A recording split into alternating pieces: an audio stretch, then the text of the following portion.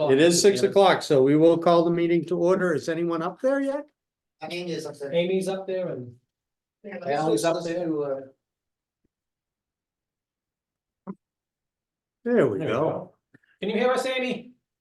Yes, And Ally Houghton's up there too. God, I can't get away from her. Be nice. It's my oldest daughter. I knew. All right, we're gonna call this meeting to order. And I have no idea who that is, and I thought I had turned it off. It must be. Wakefield, Mass. 246-4100. I don't know. They'll leave a message. Okay, first on the agenda, welcome everyone, by the way, thank you. Income stream legislation update, Brian. So just real quickly on these, there's several bills that we've been following from the beginning, and the first one is this Senate 1306 Act relative to PEG access cable and related fund, which would streamline the payments because not every municipality is as quick to pay the stations as you guys are. So they're trying to figure out a way to, maybe eliminate the municipality and just send the funds directly to the stations. Mm-hmm. Anyway, that joint rule 10 extension went to June 14th, so that's still in play. The bills that we're most interested in here, the streaming bills, both of those bills, so they're exactly the same, have been extended till April the 8th. And I'll come back on one thing on that in a minute. And then there's the bills related to, one of them was filed by Senator Lewis, which has to do with mandatory hybrid meetings. And there's a House and a Senate bill that are identical. Then there's two related bills, but they stipulate only remote meetings, including town meeting. Those bills have been extended until July 1st. And when I asked why so long on July 1st, the session ends the end of July. And the reply was that, we hope we'll wrap it up soon, but we're giving ourselves as much time as possible. So with regard to the streaming bills, which is the April 8th timeframe, Mm-hmm. I don't know where this started out from, but it came through something on Mass Access that said they were talking to the Senate chair of the Joint Committee, who's an endorser and has been one of the first endorsers. But his comment has been that we're concerned that Governor Healy is anti-tax, and she's going to see this as a tax. And so, this is personal opinion on this. Yeah, it's going to be a tax on the streamers for sure. They're going to pass that tax along, I would suspect, just like the cable companies do to the streaming customers.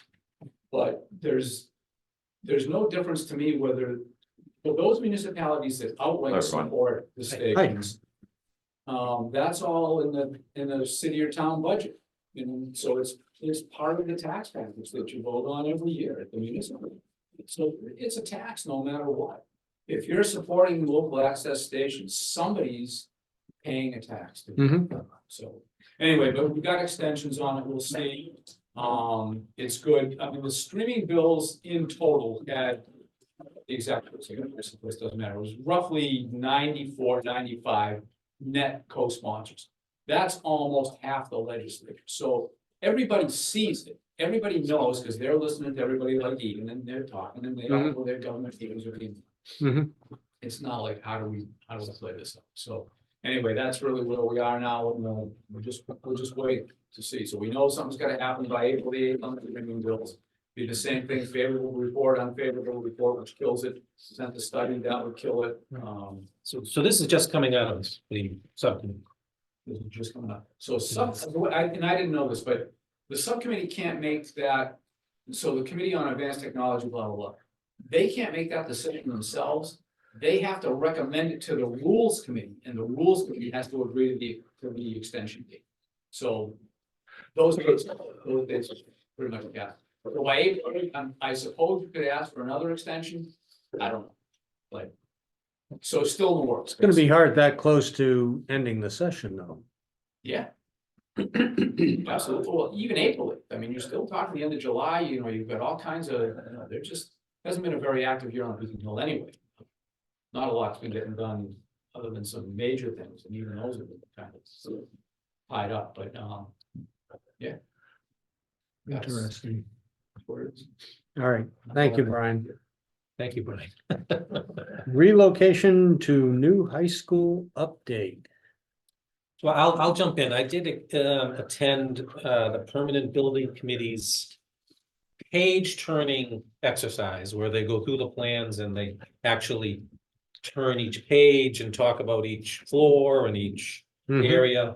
The WCAT studio is in the plan, which is nice. Mhm. The square footage is probably of the shell is probably it's definitely equal to or a little bit larger than the current studio area. So that's good. So it's really baked in there, so that's fabulous, and I don't think there's been any changes other than that. Unless you- No, I haven't heard of anything, Yeah. since I watched the, Permanent Building Committee's page turn meeting. You watched it? I did. Okay. What the whole thing. It was quite a page turn. It was. I was there. I was fortunate to know where on the tape was the WCAT discussion, so I watched it from there. I Okay, thought it was very interesting how there was like a lot of reiteration of, okay, so we're just gonna pay for yeah, this part, right? Now, who Right. remembers this? So it's really focused on, they're gonna give a shell, they're gonna give a shell. right? But it sounds like it's maybe a little bit more than a shell, but, Yeah, they're gonna- and then I was also interested in that discussion about the lights for the theater.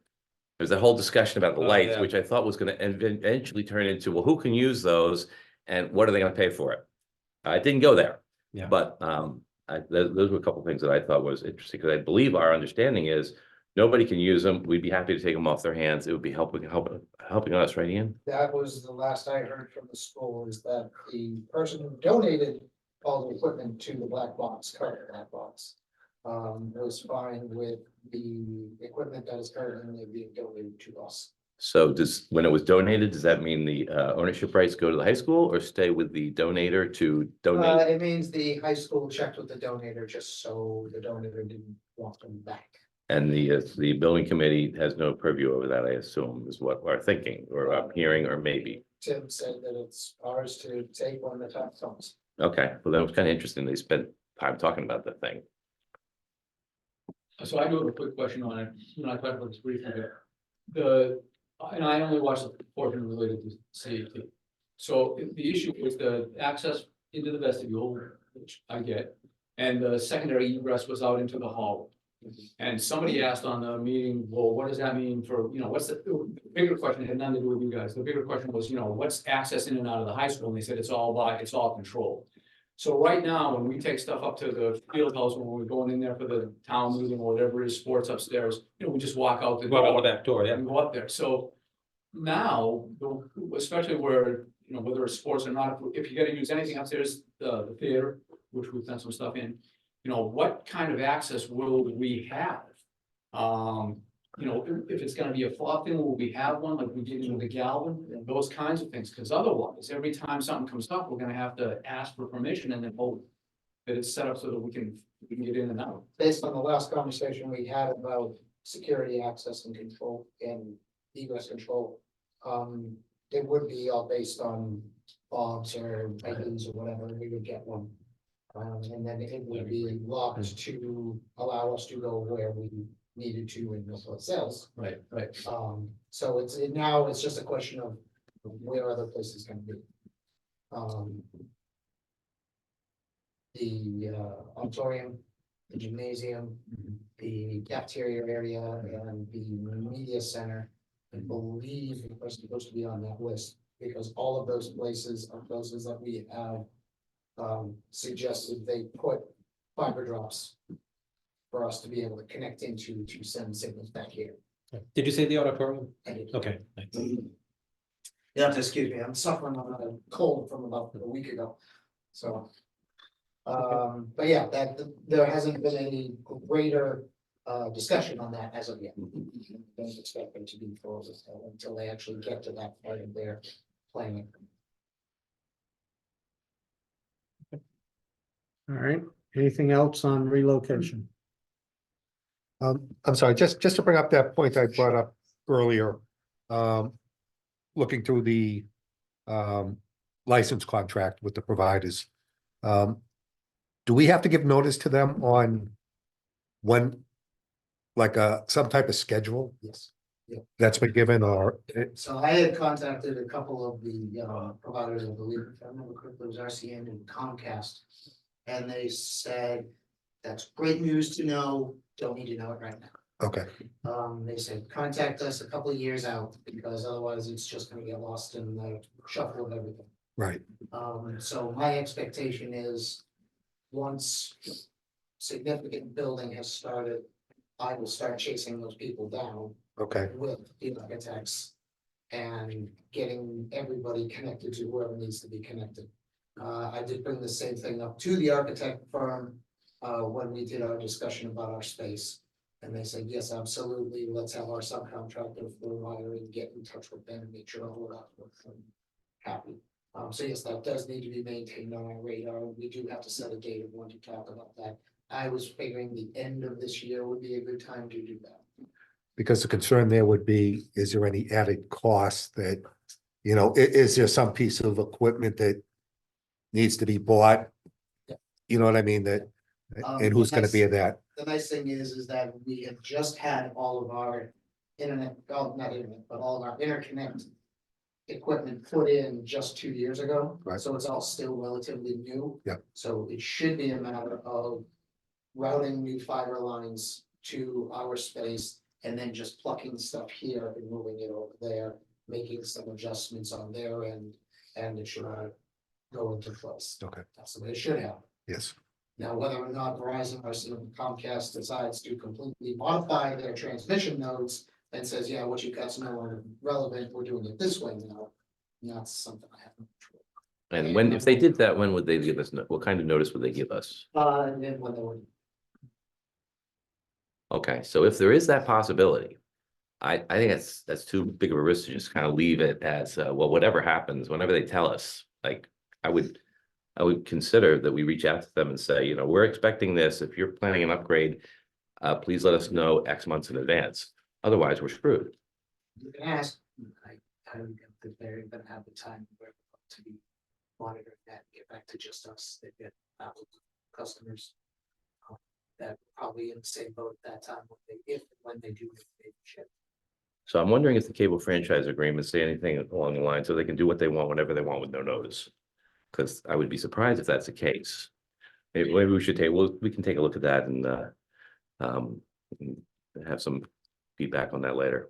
I just want to avoid the inability for us to have some impact on our successful transition for something that might be thrown our way. So we'll put that as a follow-up item for next meeting. do you know of any studios that are housed in municipal, either building or school that has gone through a reconstruction in Massachusetts that maybe they would have insight on something like that? The only, I think Ian would be able to speak to it more than I. I do know that the Beverly local access station is in the Beverly High School. Okay. But it seems like it's a relatively new facility up in Beverly. I don't know when Beverly High School was constructed. That might be one that meets the criteria you just said. But I don't know. There are 3 or 4 of them throughout the state. I don't know which ones they've done. Beverly was done some time ago. So it's been quite a few years. I'm Okay. sure it's changed quite a bit. Okay. I think they were in the process of that. It's the only one I know that back is in the high day. school. Yeah, That Waltham High was just rebuilt, and I think they and it was the same OPM, and I'm sure they had to deal with drops there, so why don't I reach out to them to see how they're gonna do that, because I talked to them. So regularly. thank you. okay. All right, anything else on relocation of the high school? Amy? Do we think, I'm sorry, go ahead. No? Okay, My question is, do we know when we may have a better idea of what the costs that will be incurring associated with that? Are there a number of things that still have to be, significant things that still have to be decided that could move that plus or minus 50K from whatever our estimate is? Not currently, not, right, until we actually start spending money. We don't know the actual cost of things will be. For example, beginning of this week, last week, our firewall hit the dust. Yeah, And so we will have to replace that now. But that means it'll be a fairly new piece, so we won't need to replace it then.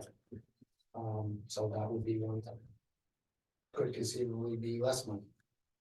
do we have a working number that we're kind of, Yes. Where is it? I think we, 260,000 we're Yeah. talking about. That's Now, maybe, that's a Okay. number that does not include what we beg, borrow, and steal from here and bring on. That Okay. is all kept out new average cost of stuff. and is there an itemized list that's been vetted on that? I'm just trying to get a sense of, if I see this as one of our biggest challenges over the next 3 years, obviously.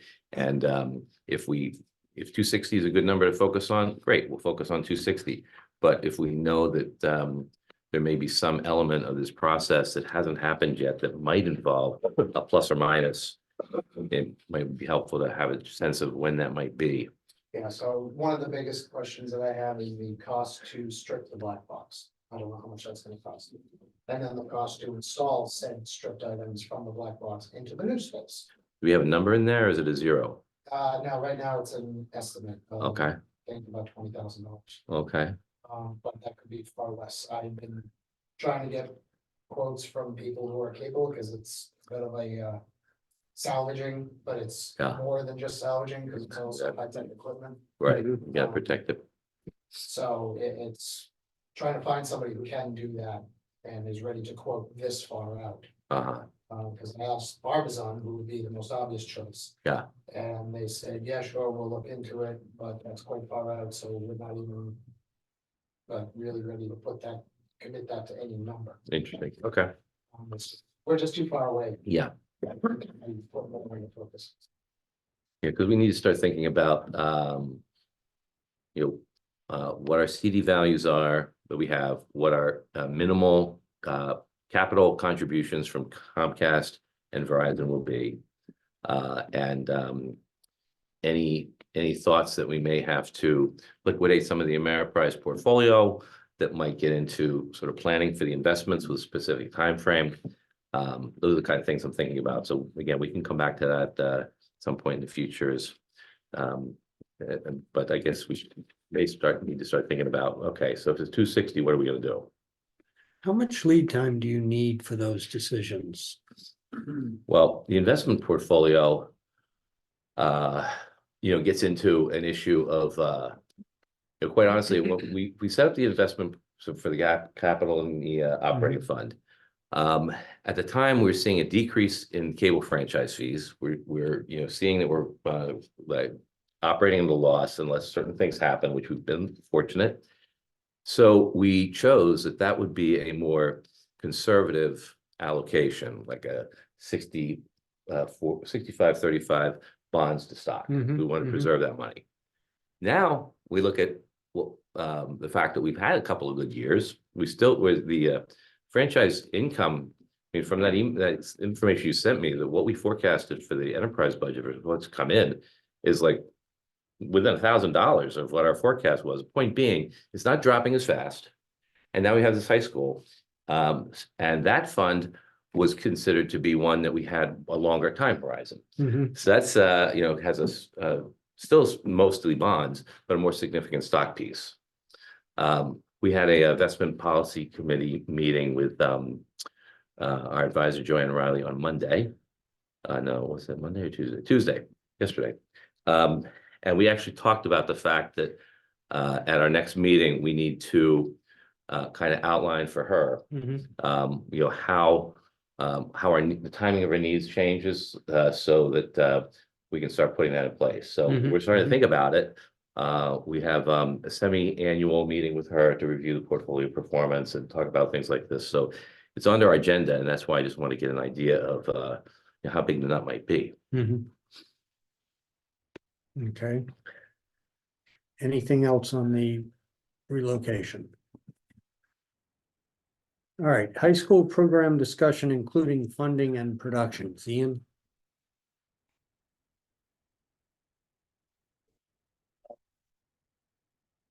Not sure exactly where you want me to start with this, David. Where you feel most comfortable. But I don't know, at David's request, I made I went back into my records and made an assessment, and I will put it up on the screen. Post disabled screen participant show. I need to do a host feature.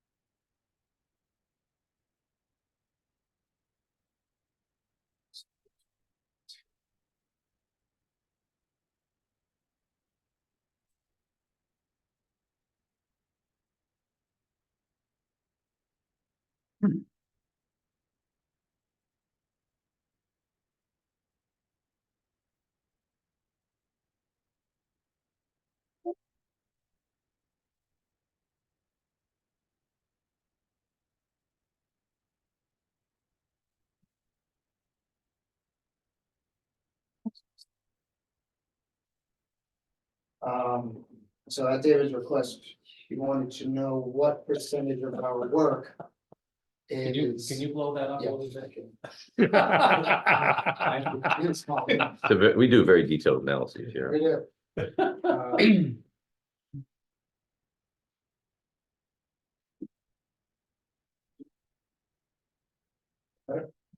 That's a little better, okay. So we have to do, to give you all an analysis of what it is that we do, a percentage of our work versus public and school and government. So what this basically is we record every major production that we do. This doesn't necessarily include editing per se, but this is us going somewhere or bringing a camera to something. And as you can see, everything here is listed out in the first column as whether it's an individual member, a town project, or a school project. And pretty much, if you go through each month, it's about 40 to 45%.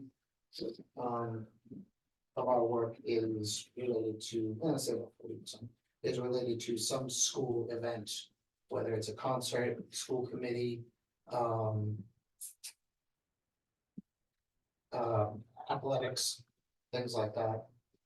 So Ian, what do the dollar columns represent? So the dollar columns represent the cost in estimated cost if you went to a real world company.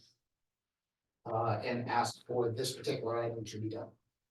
So our So 40, it's you know, broken into equipment rental and employee hours.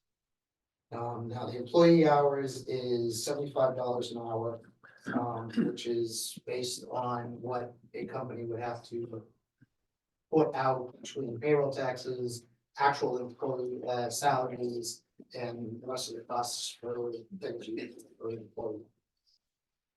And I can tell you. Those at the very top, you can see that the basic of it is.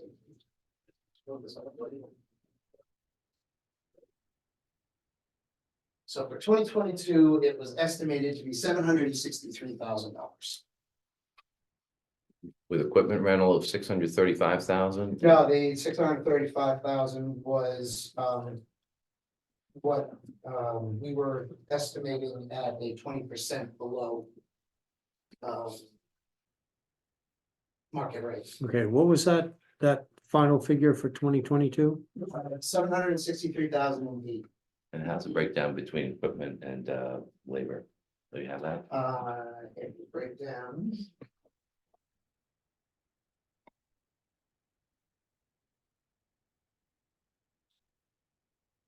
Did not do a final breakdown between the two supplements. So it's all just put together as a final total for them. Right, so essentially what you're saying is that in real world terms, doing the school coverage, games and whatever, $763,080. That's all total for everything, so if you take that and you take 40% of it, that's roughly, I didn't. It's been a busy couple of weeks, so I haven't been able to take this and just move everything around to get an accurate number. I will do that if you so desired. Okay. Okay. How does, So if I can. add Yeah, to go ahead, so please. You're placing a value of equipment and service on the open market of 763,000 and some change Yes. for a year. For the year of twenty Year twenty. 2022. but then the high school portion of that would be 40% of that. And 40% of that is school events. Yeah. Okay. So basically, WCAT is supporting this out of their budget at the tune of that amount of money per year. And there's also, at the time, when we were, working on a whole bunch of other things as well, we also had, a lot of live feeding, cable casting and things like that for, meetings for people. Like having Zoom meetings that people were coming in here and using this. Or they were using the larger facility because this was busy. Studio A. Yeah, so we have different settings, like, so for this particular one here on 314. It's, if you were to try to go and use a conference room at that time, it would have been about $500. Plus the $75 it took for somebody to be here during your hour. Mhm. So we try to not overestimate everything. A lot of this is actually underestimated. Mhm. But we're looking at sports, we're looking at school functions like graduation, and we're looking at meetings, correct? Yeah, so it'd be basically the three in PEG, which is the public media, the public events that people are doing. The educational events that we are covering at the request of residents, and then government meetings. Okay, So, for example,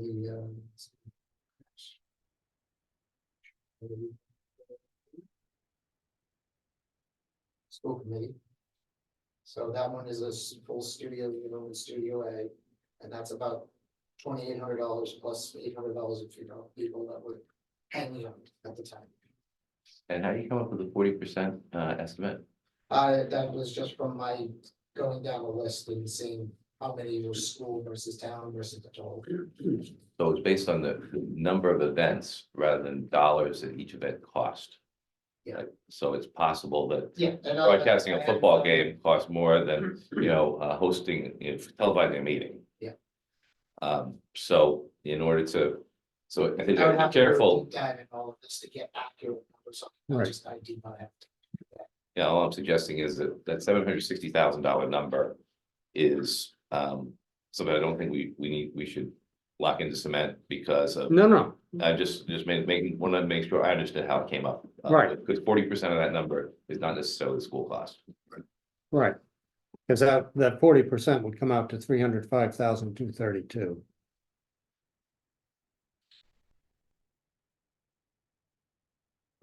So for 2023. For 2023, it was 677 estimated. 677, 137.80 was the estimated commercial rate for the total of the year.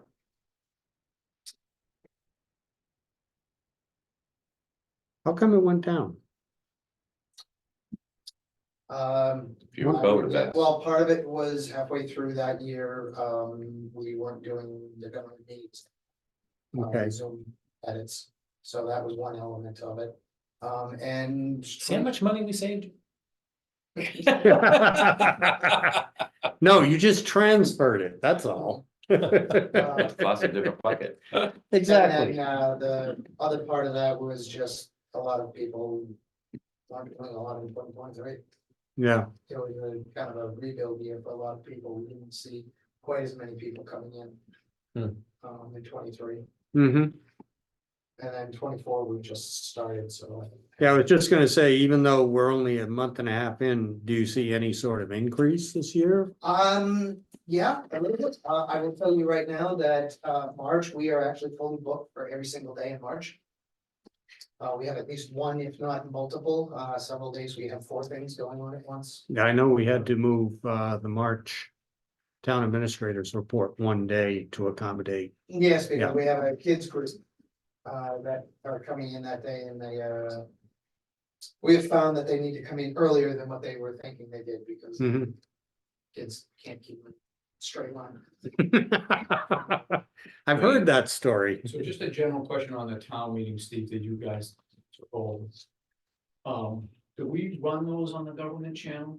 We do, so we So we scrape, don't get, the only reason I'm asking is, I don't wanna say we get penalized, but if we weren't running those, would we get penalized because we weren't running enough on the government channel? Or does what we run on the government channel, just like town council, school committee, town meeting, if that was the only government things we did, that's all we're obligated to do? yes, but I think we would be doing a disservice to the residents of the town. No, Yeah, but yes. I agree, right. Yeah, But there's if no. you didn't post it, then they say you're not using that channel, we're gonna take it away. Yeah, most Yeah. of the cable systems, it's an all in one, Right. so it's, if you see nothing on it, like we had a few years ago with the school's cable channel, they had let it go dark for 4 or 5 years. And the cable company actually called me. I was here at the time when they called me and they said, so we see you guys, transponder number 40 is, not doing anything. Are you guys like picking that up? No. To which we then had a conversation with Doug and his teachers, and they put something together. But yes, I would, we do not have anything, that yes, and they would have the right to come to us and take the chip. But as long as there's something on there, then it covers that. And And I will say that now, since the changes in government policy for recordings since 2020, we actually have meetings running on it 24/7, and they don't duplicate very often. They actually duplicate once a week. That's how much material that we have to sit on that channel for people to watch. Mhm. So everything gets a play twice a week, and then that's it. We don't have time for it to play any more than. So that's a change in 2023 from 2022, is that what you're saying? That was a change in 2020. Oh, in 2020, okay, So since then, it's only gotten more. okay, I Because understand, at yeah, that time, you know,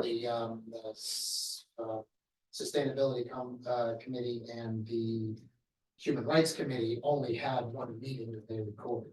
And now they have 4 or 5 of them at this point, I think, all the subcommittees are recorded. so in essence, what you're saying is that different from many years before, more government meetings are being covered and Yes. cable cast to the population in Wakefield. So if they wanted to see a planning board or Board of Appeals or whatever, it in all likelihood would be up there. Okay. So other than obviously the showing. Trying to get the purpose of the exercise. Especially as the numbers are not entirely real. You know, it is obvious to show the value. The general value of CAT and what it provides. And is there within that, like when you say 40% of the schools. Is there anything to be taken from that too much or too little is being done here or there? I'm just trying to figure out why we're going through the exercise. There was a time when all of that was covered by the high school Right, and that program 100%. right. And then at some point it was abandoned and WCAT ended up picking up the cord and running with it.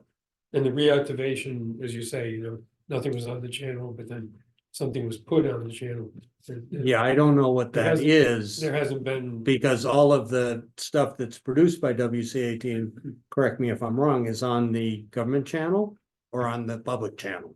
Public or government, depending on what it is. We Yeah. do not have any access or control, other Yeah. than the educational channel sits in my rack. All right, so in If you show a essence, basketball game here, it may also be shown elsewhere, it may be shown on the second channel. No. All of our, No. all of No. our sports and stuff go to our public channel. Public, Yes, okay. we will try to not put any, Right. sports or stuff like that on the government. Okay. Simply because there's not enough time in the day on the government channel as it is with all of the government meetings. but that also means that where once upon a time, all of that was on the high school educational channel, none of it is there now. It's all here. And I don't know if that's just a cultural choice because everything's on the internet. Or what the reason is. Yeah. Yeah, there is not any of this material that we do for the school ever ends up on the education channel. Does that also end up on WCAT's YouTube? Yes. So WCA hosts all of that on their YouTube channel as well. All, Okay. every program, selected programs? Anything to do with the school is put up there.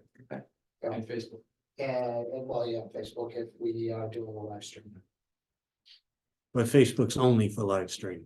Yeah, Facebook is inconsistent because we only use it for live. We don't use it as a repository. Our official repository for all things recorded in this town is on our YouTube page. So if there's ever something that we recorded and this post burns down, that is where we can go to at least retrieve the information. So all government meetings and things like that. So there is a backup. Yeah. Okay. There was a time there was.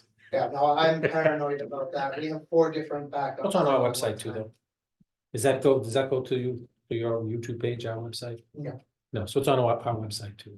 Oh, no, our YouTube page goes to your website. Yeah, exactly, Yes. okay.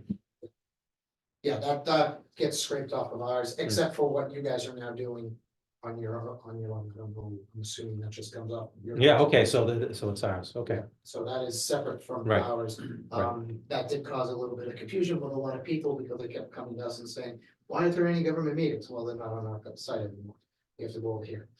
So just to make sure I understand that, if I'm a resident and I want to see a town council meeting, I don't go to the Wakefield site Oh, you do?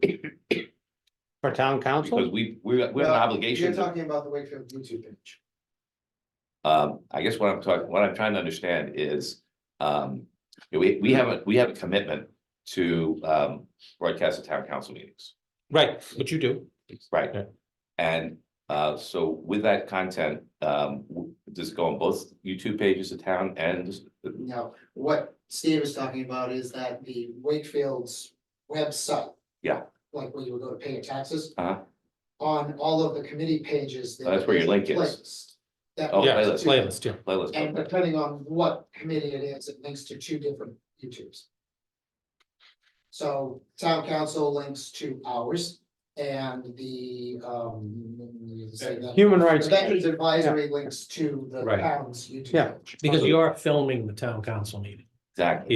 here. So as a resident, I need to, if I want to find where and I don't have cable, I have to go online and stream it. Right. I have to go to the town site where the meeting is posted Right, whatever and committee click on that that and it'll direct me to the right place. is. Yep, every committee, Okay, thank you. Okay. which is good and bad. All right. That meeting been posted. Yeah. Anything else on high school program? Let's move on What to, do they show Oh, on sorry. their page? I'm sorry, what do they show on their page? The high school The page. channel, Their On channel, their yeah, channel, because they actually have a YouTube page as well. Okay. On their own, and that is where I think, just about every high school project that is done in a class is put. As for the channel, I walk by it a couple of times a day and pretty much all I see is a football. same football game?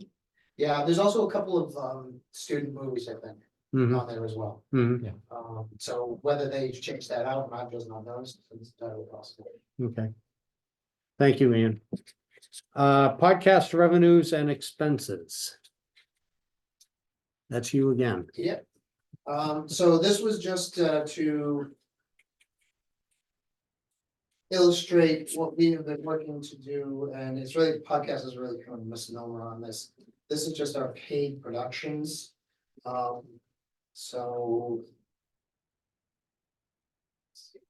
So these are things that we're starting to consider in the strategic planning committee going forward on increasing revenue Yeah. that we're talking about now. Yeah. So these are ideas. I think I mentioned in the email, the strategic planning committee is going to be meeting next week to begin, a formal discussion, get Ian's recommendations, come up with how we can increase the revenue that we can generate from non-cable franchise. This is Sort of. within the board. It's a subcommittee of the board. Okay. So at this point, I think what we're gonna be looking at here is what Ian's ideas are, but they haven't been, they probably are gonna be interesting and, but not final, I'll say. Okay. So this is basically, actually, I'm gonna look backwards. Okay. Because, yeah, we haven't finalized what we're gonna do. But so for 2022, as an example, MPY paid us $26,000 to do a library of their speakers that they can use to have teachers gain PDP credits Mhm. and learn about new topics and new discussions that are happening in the educational environment. In 2023, we did $22,000 worth of work for them. This is actually hard numbers. This is what they paid us upon an agreement that we had with them. And when we're talking about the 2023, we're talking about calendar or fiscal? For them, it is calendar. Yes, so from January to December. So we're able to maintain a rough equilibrium thereabouts. This year, unfortunately, that is not likely to happen due to the slashing of the earmarks in the state budget. Mhm. We will probably be somewhere closer to 12,000 passes. So that is what I'm saying. So, Yes. I think we talked about our last meeting, because we got cut in half under the 9C cuts. See if we got cut in half. Right, MPY also got cut in half, so, Ian said, well, we're committed to helping you out, so, we'll do it for what you have. On what you had, on what you had in the pipeline at that time, anything else would be over and above that, but. Yeah. So the 9C cuts didn't just affect us, they affected people who do business. All right, so for this year, how much? This year is probably gonna be about 12. 12,000? Yeah, we will have, actually, we will have to see what happens. With. The fall semester. Because they do take, like, educators, they take these summer off of doing their conferences. So it'll come back together in September and then they go in December. This is a breakout of our membership by individuals and or organizations. And this is just to show you that between January 2016 to January of 24, we went up for a while and now we are on the backside. And I just wanted to illustrate that if you look at it, a lot of this kind of changes back and forth. Our individual memberships tend to stay really solid. Although in the past couple of years, they have started to dip down a little bit. You'll see that 23 and 24 were exactly the same. Mhm. But even with all of that, the numbers are still going down because the higher valued organizations either stop or they go someplace else. And one of the things that we have to do is find a better value proposition than what had been in place up until now. And that is what our strategic planning is going to be doing, because what we have been working with is great when it was made 5-6 years ago, does not fit the bill for organizations now. We're hoping to bring that back to a more dynamic setting that will make these numbers go up. But yeah, you'll see we've lost almost $3,000 between 22 and 24. So this category is other members that get free benefits, so to speak, as part of the dues. They get this, and this. as compared to Mass Partnership for Youth, where they're coming in and contracting with us at whatever rates we determine. So it's really two income streams that both have different resulting benefits to the organizations that are. Yeah, buying. we have a dichotomy that we're really faced with, which is we want to bring income in to keep ourselves solvent. But we also want to continue the mission of this station, which is to offer organizations and individuals in Wakefield the ability to use this stuff Mhm, without it being a prohibitive expense to do so. mhm. Because that's what the station was for. That's what we were founded for, that needs. So it's difficult for us to say, hey, you need to give us money, but at the same time, yeah, here, go use all of this fun and cool stuff, and we're not gonna charge you for it. We're trying to work it in as it's commercial. Commercial is going to be the differential. If you're doing anything that's commercial or for money yourself, then we start to look at, okay, well, you know, if you're making money off of this, what are you gonna give as a? Yeah. And Kevin, I think you raised the last meeting, you know, how many members, what's the membership total, you know, that kind of thing. So the individual members that we have, you know, you have an individual plan and there's a family plan. Mhm. As of the beginning of January, the individual plan was 14 individuals, of which probably 8 of them are on the board. And the family plan was like 6 individuals. So when you're talking about sort of members, so to speak, that are and not organizations, the numbers are very small, and from what I recall, it's pretty much the way it has been for quite some time. Yeah, members very rarely change. We put in a very concerted effort in the past 4 months to bring it up, and we have brought it up by 4 or 5 organizations. But it is not a driver that is going to solve our problem. And in fact, many stations are giving up the whole concept of membership because they don't have people. So they would rather take that barrier down and keep themselves open for people to use without any.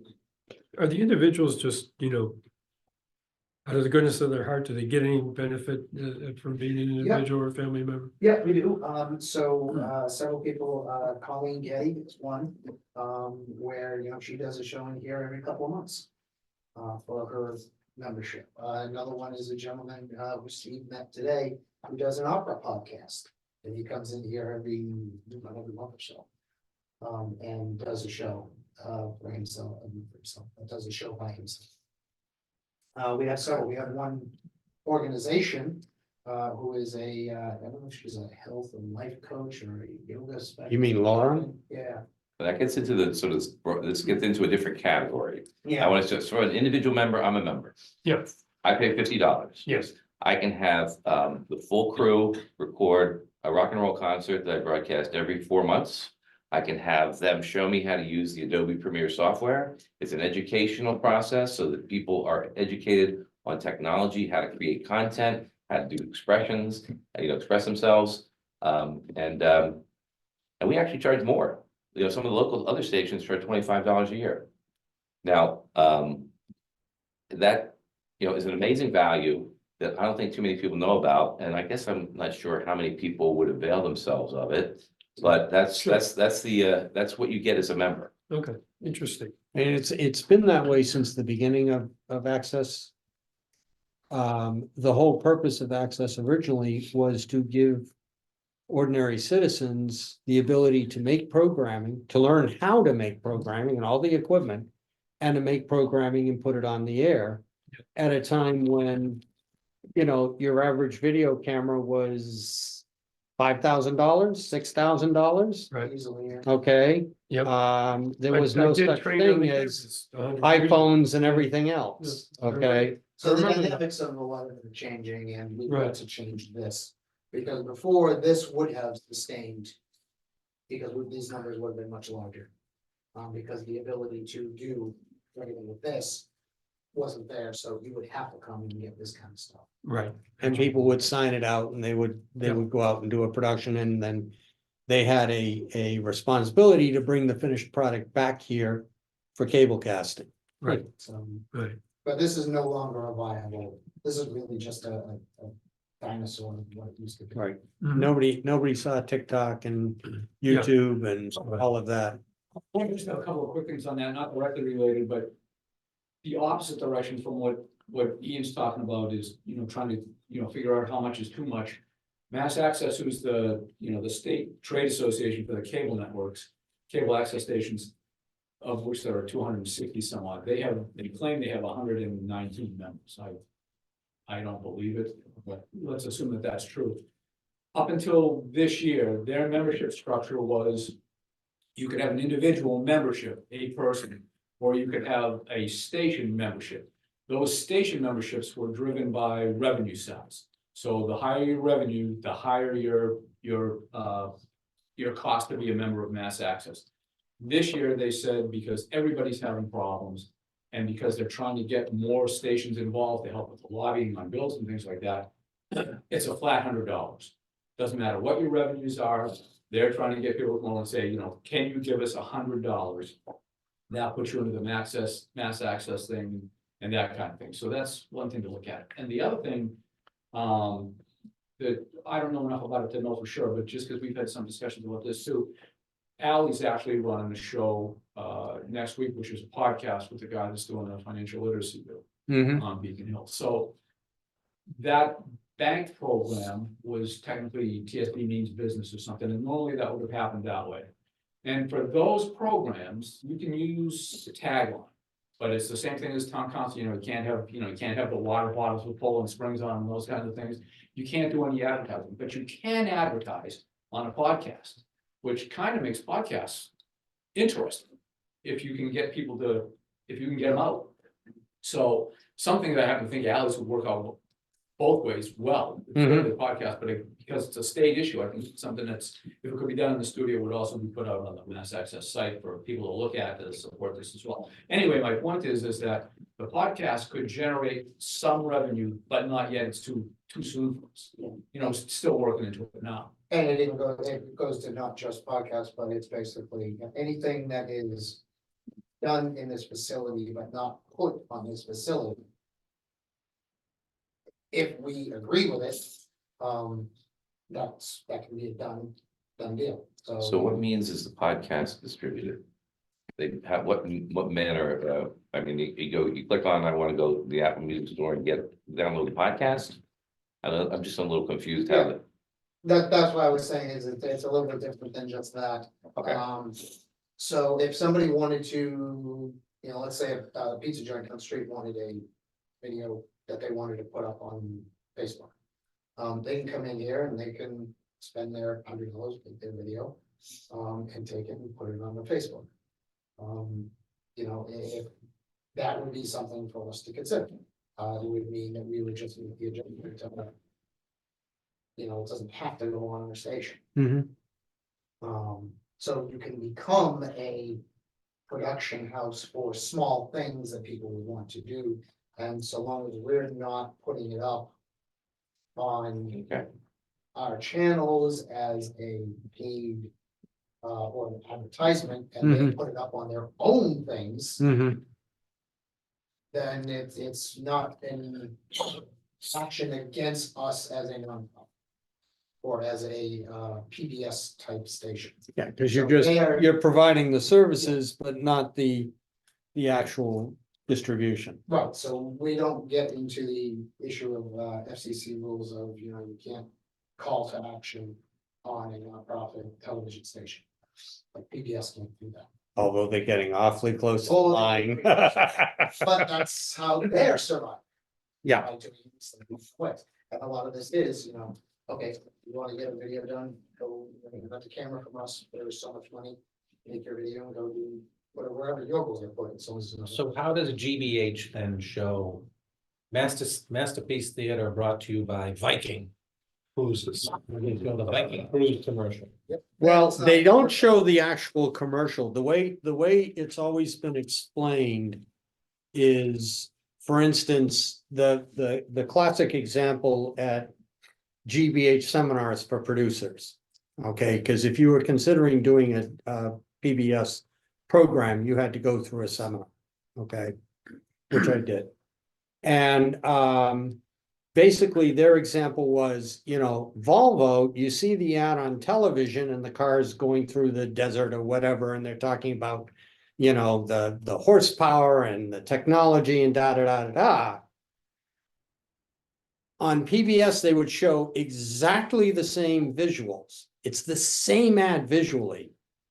But the narrator is going, you know, Volvo is famous for their cars, something innocuous, and for their support of public broadcasting.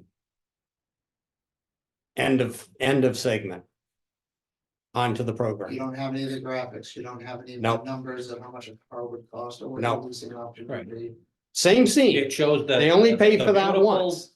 Longboat going down the Danube River. Yep, yep, Right. yep, The yep. food. Yep, The yep. excursions. Yep. Discover the world. But what they brought to say by is, you Viking. know, That's it. That's it. Viking cruises is, Okay. you know, exploring the world. Okay. And PBS. So it's a little bit of some. Yes. Yes, A little bit so. Okay. but that's the way it's always been presented in their producer seminars. Okay, you also had to go through that if you want to use the satellite to send a program to all of the PBS affiliates around the country, which was once possible. We talked briefly about the issues that you have with commercial music on something that was in on YouTube. You Yeah, have to be careful about that stuff. Yeah. as well. yeah, that's one of the other major issues that everybody's dealing with on YouTube. Right. And that just keeps getting into deeper and deeper water. But that YouTube was has always been- true on this too. That's not changed. Yeah, it is. But it used to be on YouTube that it was never a problem. Mhm. But once YouTube started developing AI, the AI basically listens and looks at every file that gets uploaded. And anything that it finds within its database of copyrighted material, it immediately flags it. Mhm. And it either shuts it down, or if it's a monetized item, it immediately redirects the monetization that is coming off of that to whoever is in its database for copyright. Who owns the copyright? Which is Yeah. hysterical because you have the same song copyright holding by 3 different people. Who the hell ends up with money, I don't know. And they can eliminate you from posting if they want to, like, they can If give you a you- warning and say, cut it out. or So you It's get- 3 strikes you and get- you're you out, get right? 3-strike rule, if you get hit with a copyright strike 3 times, then your whole channel gets shut down, you have to appeal and do all sorts of happy stuff.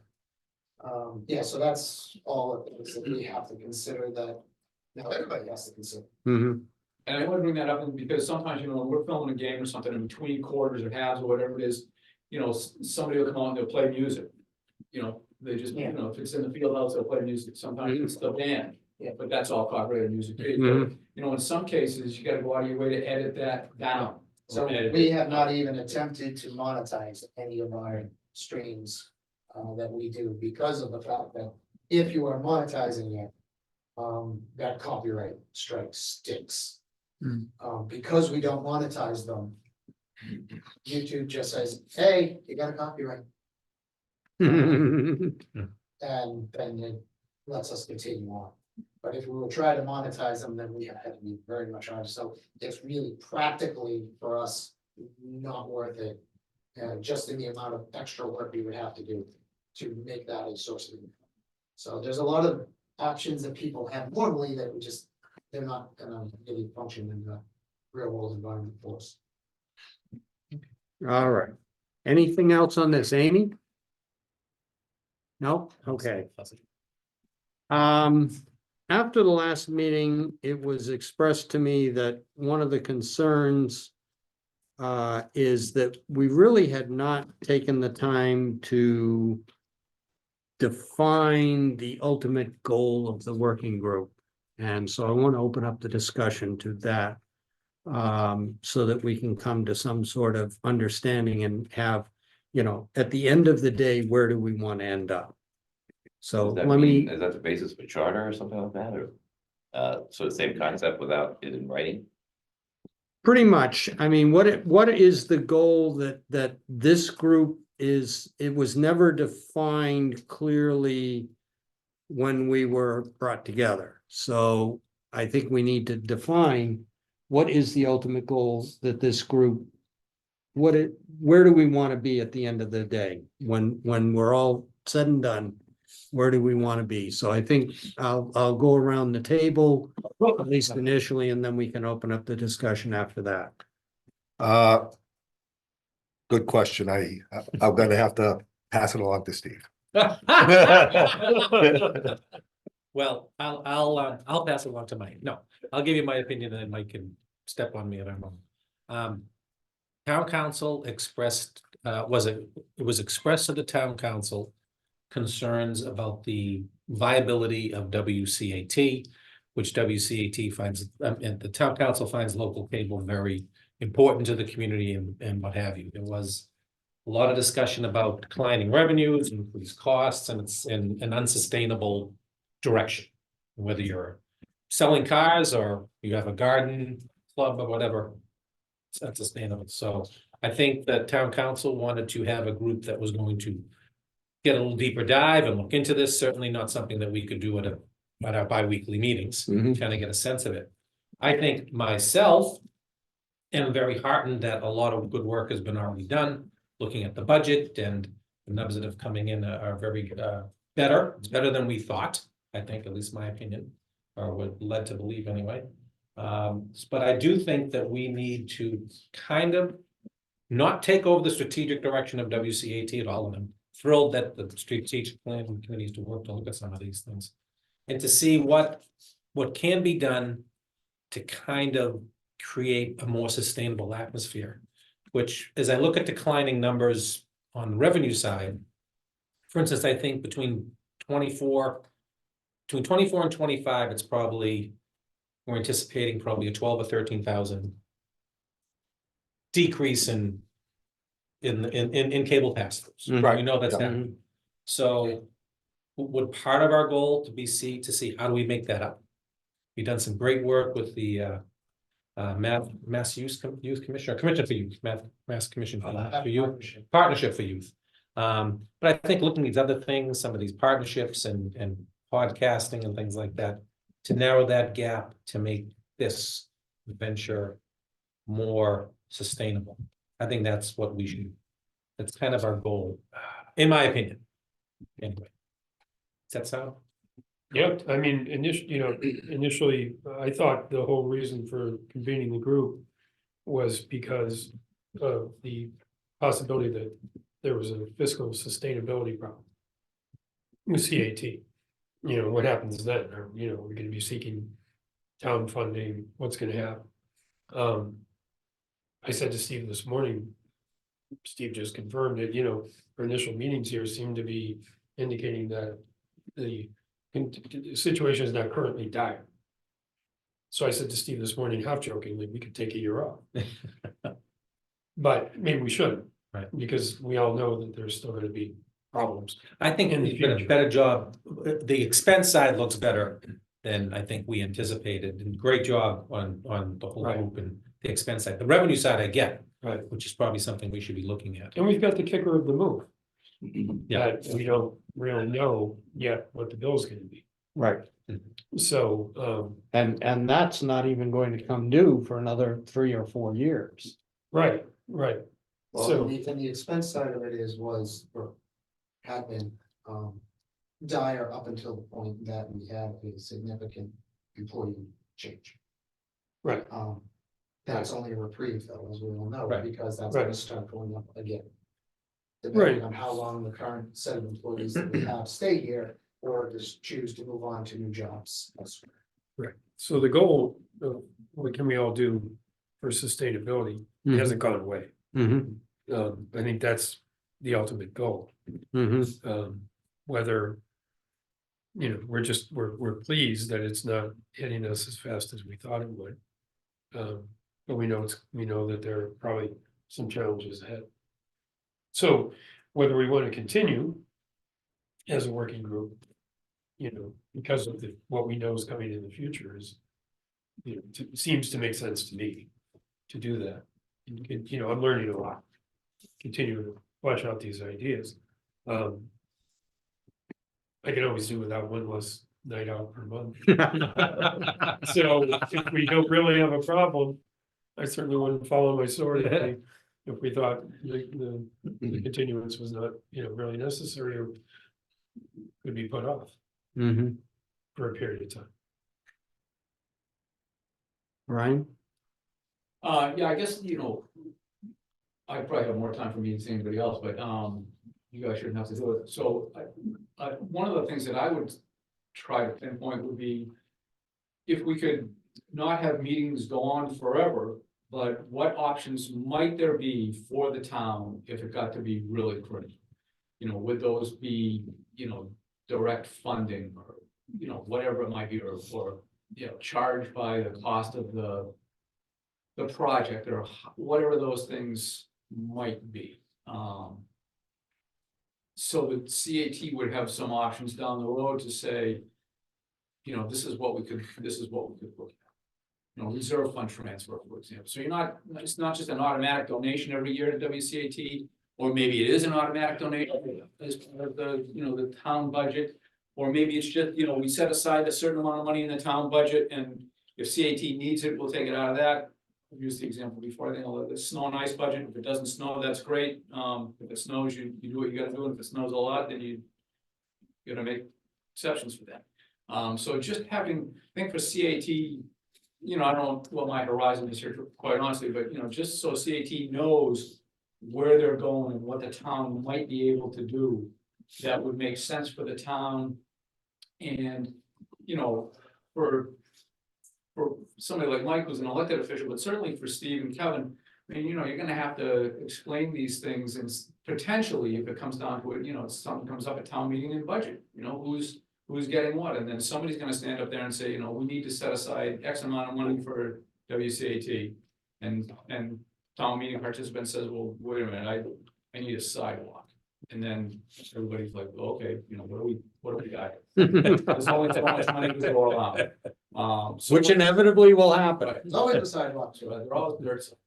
But, so that's why I wanted to try and cut down on the length of time that the group has to meet, not to say that it couldn't reconvene periodically if it had to.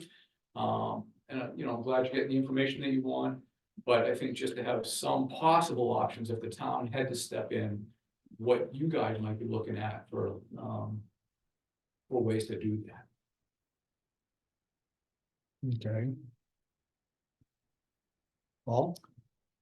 I look at it as a decision or affirmation that WCAT is similar to the water department in some respects. We're a municipality providing a valuable service to the community. Mhm. And our community members and town vibrancy would be negatively affected if we were not able to provide the service that we currently provide. We know that we have limited ability to determine our biggest revenue stream. We know the cable subscribers will be fewer tomorrow, like 3 years from now than they are now. It's going to keep going down. And if, when we originally sort of put some of the forecasts together, we had been seeing about a 4% decline a year. I think it's less a little bit. But say, 3% decline, and our inflation rate is 3.5%. And you see what we do with our expenses. Our goal is to break even. We're not here to make money. We're here to provide a service and be able to provide, a quality output and contribution to the community. So it's you can't have expenses going up and revenues going down. It's just, we lucked out this year because Ryan decided to take a position in New Hampshire and be closer to his family. We would have been looking at, we have to deal with something now, and how quickly and what the options are. The bottom line would have been, we would have lost money, and it would have come out of our reserve because we were fortunate. So my point is that if we affirm that the service we're providing is similar to the water department, we want to continue to provide it. If we affirm that we are going to want to help make sure that service has a long-term sustainability, I'm looking for an insurance policy. That's what I'm looking for. I'm looking for the committee to recommend that it is the that we will come up with a means to close any anticipated gap in terms of what our expenses are and what our income is. And I don't believe we can wait for the streaming bill that's in the future. It'd be great if that happens, but I think we have to say, all right, if we agree on those premises and that we agree that we have to provide an insurance policy to provide this going forward, then I think the committee needs to discuss what funds are available to provide that insurance policy that's not going to be a hit to the taxpayer. I go to ARPA. Town council has, the ability to allocate those funds in a manner that's best determined to serve the community. As the only non-government community that applied for it and got it, I think, the conclusion is, yeah, we all agree, it's important. And we've got $2.5 million left. I'm sure there's other important things, just like the sidewalk, but the point being that it is discretionary. And if the committee recommends to town council we need to provide some backstopping mechanism, and we've got an idea of how to do it without affecting the taxpayer rolls, the taxpayers tax bills. Yeah. And we do that for as long as those funds are eligible. Maybe by that time we have a streaming bill. But what we've done really is we've created the insurance policy. And then we meet periodically, say, okay, how we're doing. Here's the budget. We agree to share the information. Again, we're not WCAT is not looking for help in managing the operation. We're looking for help on ideas how to make money. So any ideas, and we're talking about sponsorships and things like that, that's helpful. And we're open to those kind of things, but that's really what I'm looking for. Amy, just to add to that, one quick point on sorry. that, because, we talk about, Ryan leaving and so on and so forth, but I think, and I don't think this is all WCAT, I think it's probably most of the cable access stations, and again, I want to be clear, I have no idea what anybody at WCAT makes for sale. So just guessing on the way things were going back a few years when everybody was flush, because everybody had cable, those revenues were growing all the time. So you were paying people, because you had those funds. And rightly so. Then as you change executive directors, you say, well, all right, so the next guy gets more than the current executive director. Well, now the revenue is going the other way. So my sense is that we've probably bought some time just because of turnover in staff at CAT rather than, some of it's the peg fees are going down to be sure, but some of it is just the timing of people leaving, and the people that take those positions are probably making less money. So, and again, you've got, right now, there's 3 guys here that are all on, family health insurance. Whether they take everybody knows this, we've all been there, but it's a question of, you're gonna put money in 401k, you're gonna pay your rent and buy groceries, you're gonna say, oh, I'm not gonna, I don't need a 401k.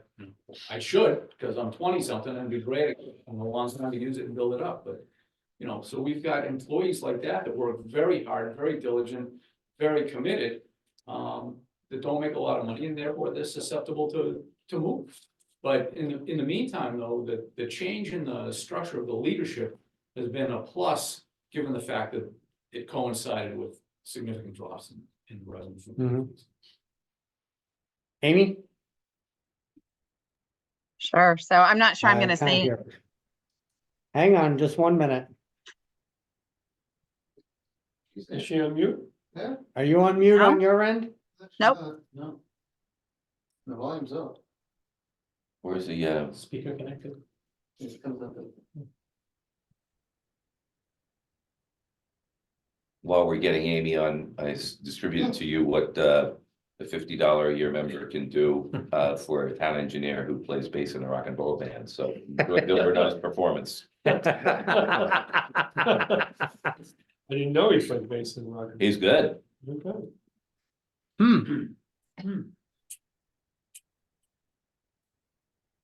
Is there something on one of our settings, Orion?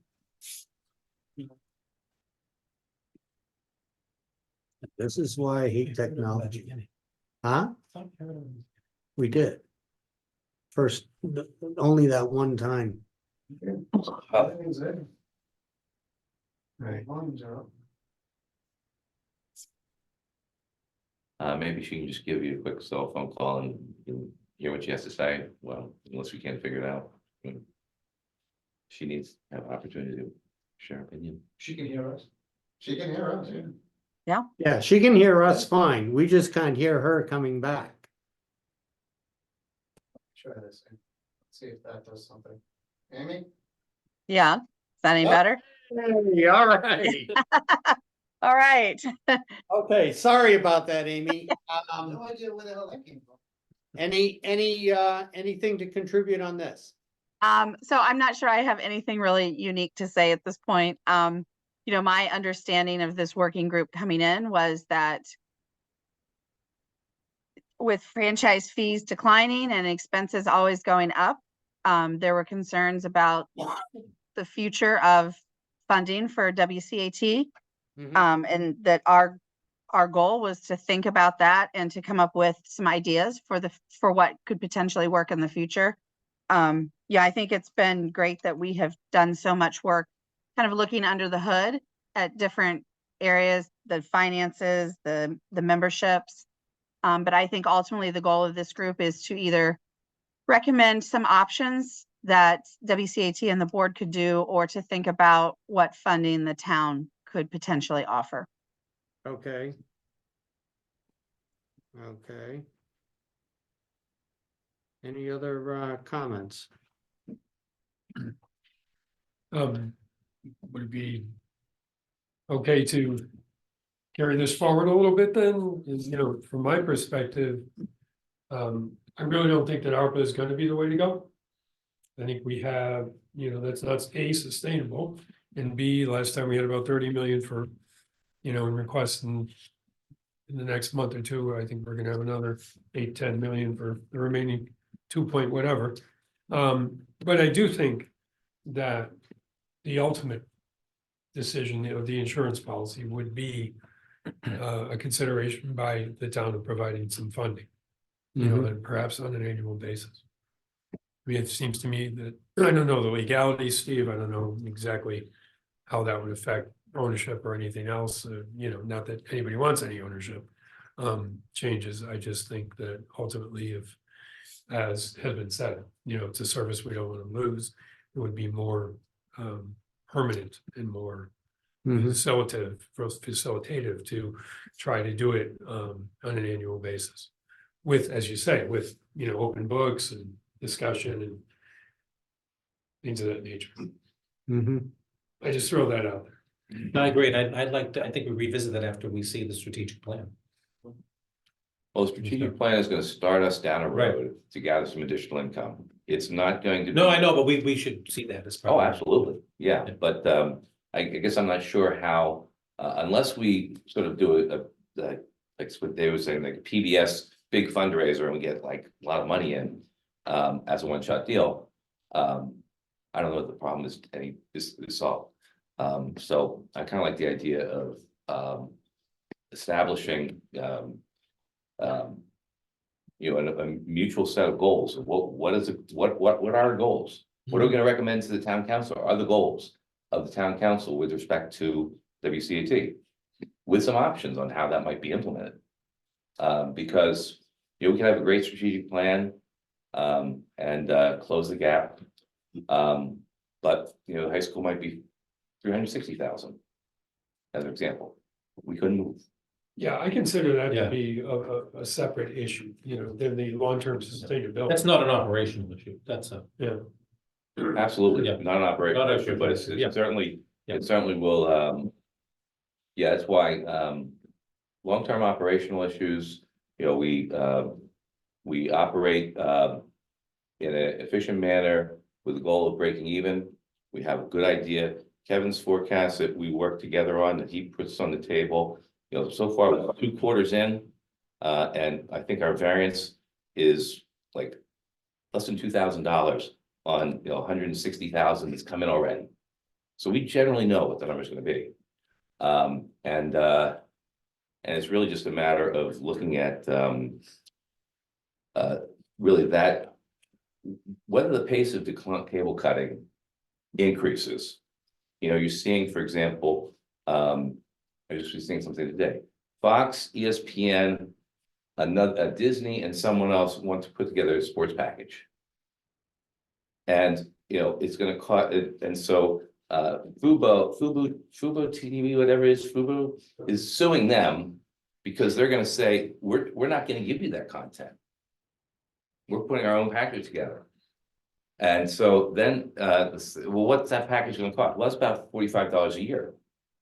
So you're gonna start to see this, you know, it's gonna be becoming expensive for all these different services, and everyone gets their piece of the pie. Be interesting to see what happens, but I think ultimately it'll be interesting whether on a state or national level they recognize that streaming is going to be the future, and they I agree that funding these kinds of endeavors from. Maybe, maybe not, because the news hit over the weekend that Paramount was imploding, Paramount Plus, Mhm. and they're looking for a buyer. Okay. So, you know, I'm not sure from an industry point of view whether streaming is as stable as it was being presented just a couple of years ago. Mhm. Because you notice a number of them are merging, you know, to cut costs. Paramount Plus has now announced that they're in financial trouble. I mean, the only stable ones out there at the moment, truly stable ones, are Netflix and Apple Plus. That's it. Everyone else is trying to figure out what the next move is. And, you know, so in some ways, they're suffering the same sort of problem that access on a much smaller basis is suffering from. You know, we There's don't gonna be a lot know of where the changes, you're next right. buck is coming from. Ian. If I might just make a comment, I appreciate that everybody is focusing on the numbers, and the fact that we need money. But I would also ask that you broaden the help that we're looking at. In that we know that right now in this day and age, everybody is short money. We're short money, you know, state's short money, state's short less money.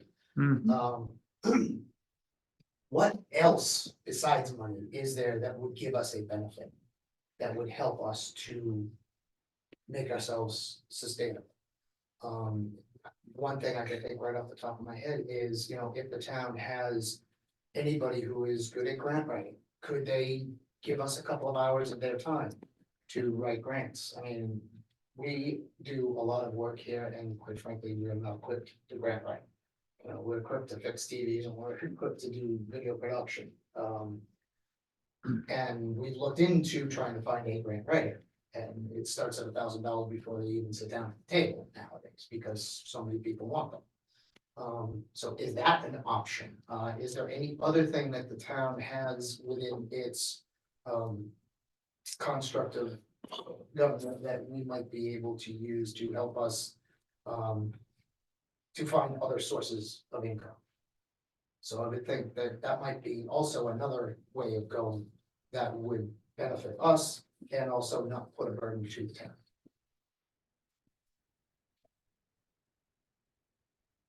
I'm not sure, Steve, whether we have excess grant writing capacity, but it's something to consider. But yes, that's just. And I assume when you say that there's grant money out there that you wish you could be trying to access.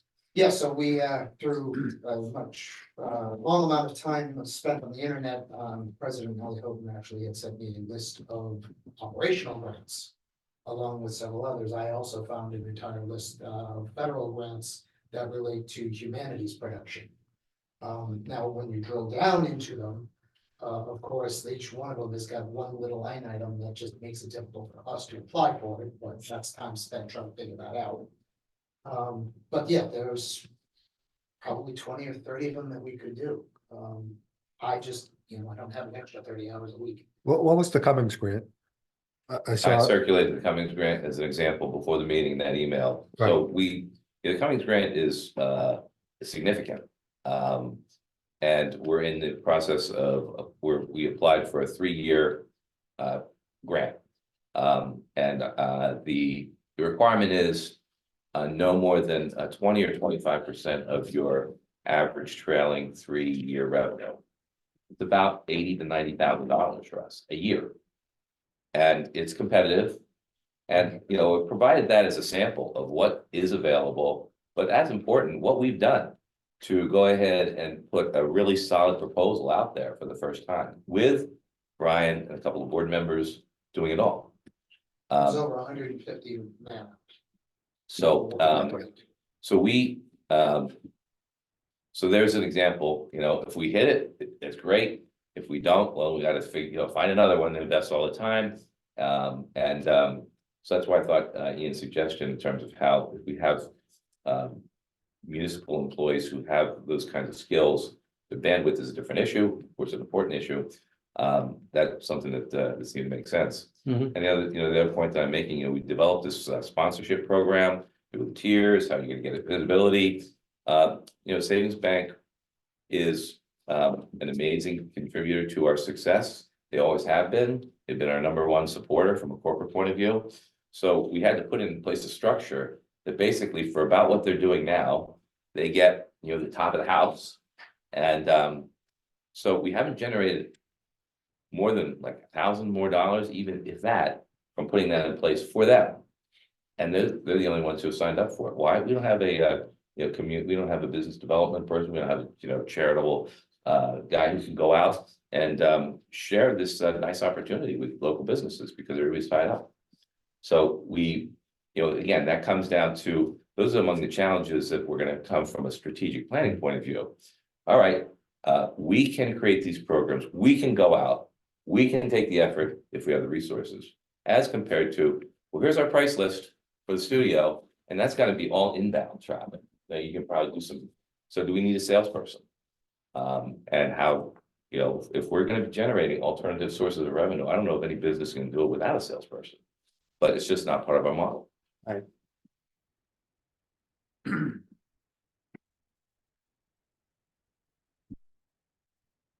And you have the increased cost as a salesperson. The question is it going to pay for itself? Absolutely. It doesn't sound like, and correct me if I'm wrong, we have some really great ideas. I don't think we have consensus. Do we want to think about what's been said tonight and come back and make a decision at the next meeting? A decision as to What our ultimate goal Ultimate is. goal. Yeah. And to give a recommendation to the town council at some point. Because the ultimate goal will also shape where we go from here. We've built the foundation. We understand where everybody is at this date and time.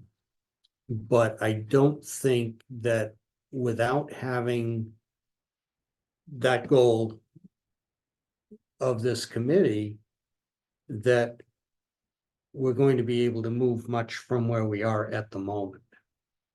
And I think that's something that needs to be the goal for the next meeting, is to ultimately say, this is what we want to accomplish as a committee. And also to set a time frame for that. Because obviously we don't want this to go on and on and on. And I think we should be able to come back to town council and say, we expect to have a final recommendation X. Does that seem agreeable to everyone? Steve had mentioned the strategic plan, or would that be a timing difficulty in terms of coming back in a month and, having us all think about this and having more town-based people like ourselves chew on it? And There might be you're meeting next week, you said? We're meeting next week. So one of the challenges we have, we have turnover for our board. Yeah. Our current board members, and I'm not even sure our current executive director has seen that. Yeah. Because we developed it 2 years ago and we haven't been able to really do anything. So we're not in mode where, we got the employees who are continuing to advance the ball forward. We're gonna step all the way back. I gotta send out agendas from prior meetings, all this stuff as just the learning curve. So, you think about the prongs, really, it's advertising, quote unquote, that we are able to do, which is, the Jordan's Furnitures, the Subaru dealers, this thing, and there it is, for this amount, you get that amount. We closed 3 of the silver top tiers, it's $24,000. And once you get them one time, more than likely, you get that ongoing. So you got advertising, you got services for pay that are, again, we have some competitive advantages in terms of our operating fee structure. And then you have, what's left is sort of the stuff that Ian was talking about, where we have these smaller businesses that are in the community that we want to be able to help. And it's one thing for, the WCT to help me 4 times a year to do a show. And I video edit. It's a very different thing to have someone who's running a yoga studio in here every 2 weeks. And these guys have to do her editing. They come in, okay, here's a show. All right, we need a film crew, WCT cost. We need a video edit, WCT cost. So, those kind of things, to me, I don't know if you have any other ideas, Ian, in terms of categories. And we're talking, I think the primary one that you're the most concerned about, and I agree with you, is this unfair cost sharing, taking all of our labor for the $100 you pay a year. This gets into silver, bronze, and other things, that well, corporate memberships, not individuals. And trying to bring that into more of a market thing. Calling up the Sweetser group and saying, we know you're gonna do a thing, we've all done it, we're gonna give you, a rate of 75% of fair value. Because, those are the things, outside, and other than that, I don't think you're gonna see anything from the strategic planning committee on alternative revenue sources, because it is a revenue problem, it's not a cost problem. And WCT is different from most stations. Most stations, the employees are simply there to maintain the facilities, equipment, and to teach. Mhm. That is something that this station is very different than others.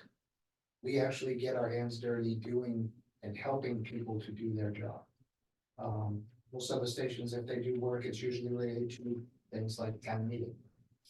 Or school committee or town council. That's about the extent that the employees do.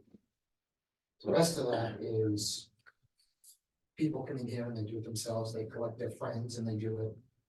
And there's usually just one employee here in case something breaks. But for us, somebody comes in here and we're all ready to help. I mean, we got 4 or 5 of us in there doing a show for a person. That means nothing else is being done for the next 3 hours. Right. So I guess what I would suggest that we may want to consider is, first step, let's establish a mutual set of goals. How we accomplish those is use options. I like the ARP idea. You understand more about it than I do. I would consider that if we are going to agree that it's an insurance policy, the goal is to break even, and there's some times that we may need town funding, I would recommend that the town accountant and town administrator come up with some potential ideas on what that might look like. Because certainly I can't do that, but I can assure you that we're going to keep our costs at a certain level, share our audited financial statements, all the stuff that, together we're trying to accomplish something. Goals I think are first. If we're in alignment on goals, then we get into options that some of you will be able to better articulate as preferable for various reasons than anyone else. Well, if we finally define the goal of this committee, then that makes easier finding the means to that end. I think in Oh, it this certainly does. discussion, If we don't have a goal, then we're Yeah, gonna be. So- then they're not gonna make any- all right. Anything else from anyone on this? Do we want to think about it and come back with at the next meeting, I'm gonna use the word goal of setting the definable goals of this committee and then communicating that to town council. Because I'd also be interested in hearing their feedback once we do that. Well, I think a goal without a plan is a waste of time. I You know, don't something sounds disagree. great, you know. I don't disagree. So if you come up with a goal and you say part of the goal is you want to minimize the cost to taxpayers as an element, and you know, whatever you come up with, I think then it's a question of does there seem to be a reasonable way to create the kind of the value to the community? And then that creates the opportunity for a decision and discussion versus debate over the goals is kind of useless. Like it's another meeting. All right, so let's put it this way. Think about it for the next meeting and we'll define the goal and the path to get there. And that will be the focus of the next meeting. Yeah, I think in fairness to Mike and Steve, you know, they've got to have enough information that they can take back to the town council and be pretty confident that, you know, what they're saying based on. Absolutely, but I don't think we're there yet. No, I think your point is we may be too fast. Yeah, I think. Establish the goals. I think you have something for next meeting and expect Mike and Steve to have to go back and use that as a even a entry point discussion is gonna be a little bit tough for them. Yeah. I need to give you more. I agree. We've been in tougher spots. Would we have to come up with a price tag of, you know, say the town was gonna appropriate or use some ARPA funds? What's the dollar amount?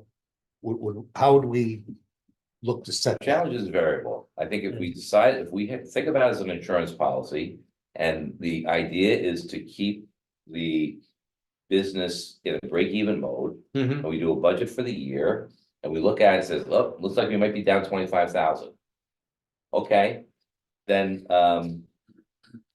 not knowing the mechanics of where the 25,000 may fit under the town council, the admin budget, whatever it is. And it's, you know, I know, I understand the appropriations and all those kind of things create some structure restrictions, but. You know, it might get to the end of the year, we were +10. Well, thanks for being there for us. If we needed 25, that's very helpful. We won't be able to. And I can think of predict with a crystal ball what the number is going to be. We're just going to have to share our financial information and kind of provide a periodic update like we're doing now. Would a quarterly update work for town council? Going forward, if and when we come up with something, I would think so. And I think, And I'm not speaking for them, I mean, I think, I think the goal is staying alive. right. Yeah, And how we get there is somebody's gotta come up with some money eventually. Probably. And then the question becomes, Brian was saying, somebody always pays for things. I don't think the interests of the town will be served well to say, well, this is a dying beast. You'll never get your legislation. Or doesn't look real positive after all these years. You're a dinosaur, you're going out of business. That doesn't serve the town because we need all these things that you provide. So I think the insurance policy would be, you know. It doesn't have to be a specific dollar amount, but it would be that eventually, this is why I say ARPA doesn't work, and ARPA is gonna be pretty much committed in a matter of weeks. And it's not sustainable. You know, it's. right, it's a one-time Right, yeah, thing. I view this as Yeah. a So bad. I think what we really need to do is we need to talk amongst ourselves and figure out, you know, what kind of funding mechanism would it be? You know, we have to be careful, you don't want it to be, well, oh, they came in with budget this year and, you know, now, well, we're kind of critical of this and that, so, you know, we're not gonna give them the full 50 that they went under. I mean, we need to spend some time on this, thinking about how that funding mechanism might work. I assume it's gotta be something that goes through town meeting, Steve. I think it would be. Or maybe not. I think that if it's part of the budget, yes, if Yeah. it's a reserve fund transfer. As part of the insurance policy, no. Right, so, you know. In a manner of there's- speaking, it does because it gets, Right. reserve fund gets funded completely, but then it Right, goes to the Right, finance. but we're not talking about, you know. A huge amount of money. Right. Vis-a-vis the budget as a whole. We can be too critical of the schools that provide the house. Right, we're doing a lot of work for the schools, well, the schools provide the house.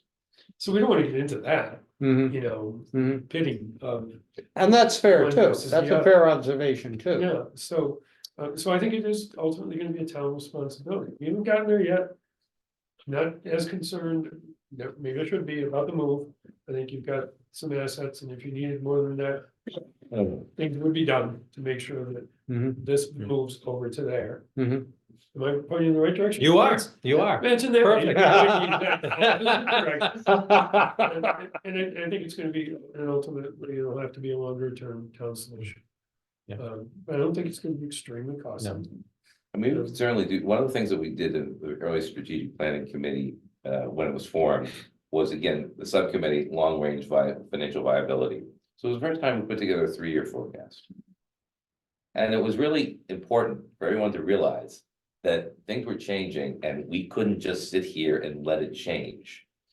So in the context of trying to share with the people who are deciding on how to, what the insurance policy looks like, Mhm. certainly providing that kind of a view into the future, I would think would be very beneficial, so that you see kind of the general direction things are heading. And then you say, okay, well, it's gonna be a little, there's gonna be a few less paper clips in this department, a few things, it's not that much. We'll get from the town, or well, we have to think about something else. I would recommend we do kind of a 3-year look.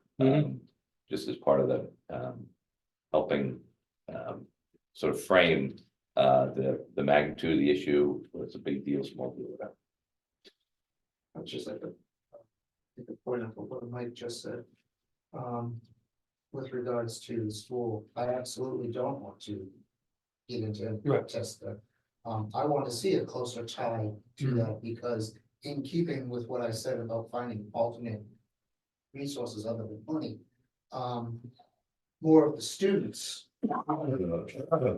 Because if we had the students from that program doing these school activities that we are currently doing, instead of me having to have all 4 of my employees at one event, I only need 1 or 2. Now, the other 2 can either have a night off, so that they're not overworked, or they can be doing a different event. So I think that is in keeping with Right. that idea, is more interaction there, that would save us cost and expense, by me having to have overworked staff, and, then they up and leave, they're just too exhausted to do something. I have to say no to somebody else because I have to commit everybody to one thing now. Right.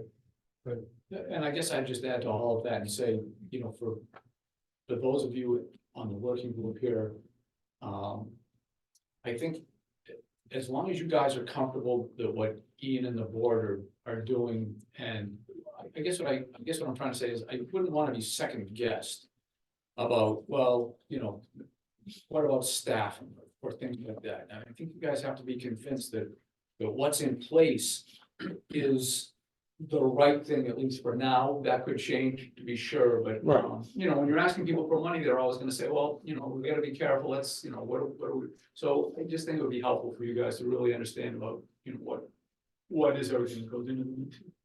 Yeah, and last year I pushed Ryan a little bit on, the merit process. What do you got? What money do you have?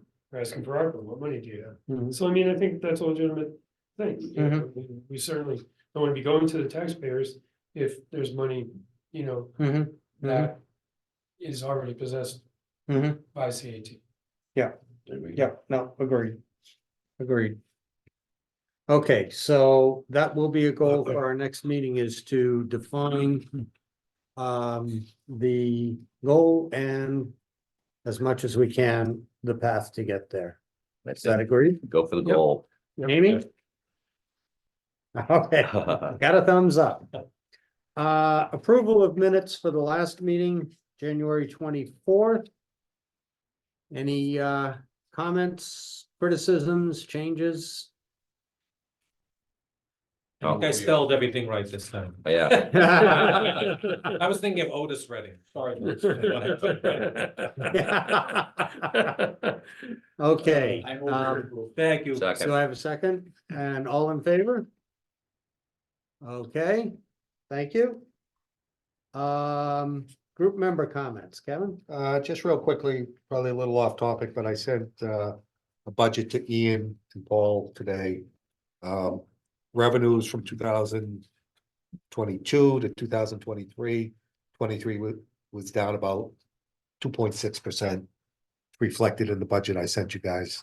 It has a budget tab and a revenue tab, so. Okay, I should be able to, I should be able to review it and give you some feedback. I'm gonna be on vacation next week. Is the following week okay? Should be okay. Just one other thing on the capital Mhm. portion. On the Comcast, it's $25,000 a year for 10 years. Where WCAT will get 2/3 of that. But the Verizon, next year is the last Verizon check. It's only for 4 years, 4 out of the 10 years. So after this coming budget, that will be gone. Verizon's contract is only 5 years, I thought. Was it 5 or I thought, 2027? Yeah, no, 2027. Capital. if I recall right, Yeah. my understanding was it was for 5 years.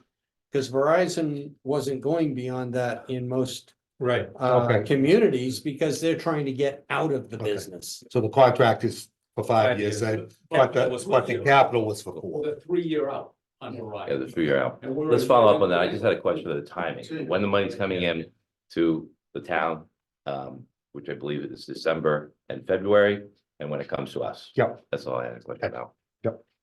Okay, Bobby with John here. Mhm. all right, Steve, No, I'm good. Ian? Right, I just have a couple of things that, and I'll send them to Steve, I can do it pretty quickly next meeting, I think, I'd like to talk a little bit about. Spend some time just looking at things outside of what everybody sees, who's here for meetings and those kinds of things, setting up for meetings, breaking down after meetings, offsite meetings, those kinds of things, and I've got a couple of things I've been compiling some numbers on, high school sports, I'll send that out, not a lot of time, but just so we have some discussions about those things and the impacts it makes on how it gets done and how long it takes to get it done. okay, I'll send that out. I'll give it to Steve and Sherry well before the meeting. perfect. Next, I'm good. you're good. I'm good. Well, Yes, good. Amy, anything? Nope, I'm good. Okay. Scheduling the next meeting. Our town administrator's report got pushed out a day to the 21st. What time does that kids thing end on the 20th, Ian? About 6 o'clock. About 6 o'clock, Well, So- 5:30, 6 o'clock. 7 o'clock, on the 20th, sound good? Somebody's birthday. March 20th. Somebody's My wife's birthday. My father and my son's birthday, March 20th. How about the previous Wednesday, the 13th? How's that looking? Fine with me. Fine with me. Okay with me. Yeah, that's fine. Okay, And that March- same kid group will be here that day as well, so if we can put it to 6:30, that would be, 6:30. Instead of 7, that would be- well, we did 6 this week. Just mostly we've been starting at 7. Right, I know, but in keeping with trying to do it earlier in the evening. if Okay, that's good for well, everybody. we'll set it at 6:30 6:30. then. I'm All away, right. I'm away the 13th, but Okay. that's fine. Okay. All right. Anything else? March 13th. Yes. March, yeah. Yeah. Anything else? I will entertain a motion to adjourn. Move to adjourn. Seconds. Second, all in favor? Aye. Yeah. All right. Thank you, everyone. Thank you, Amy. Bye. Thank you.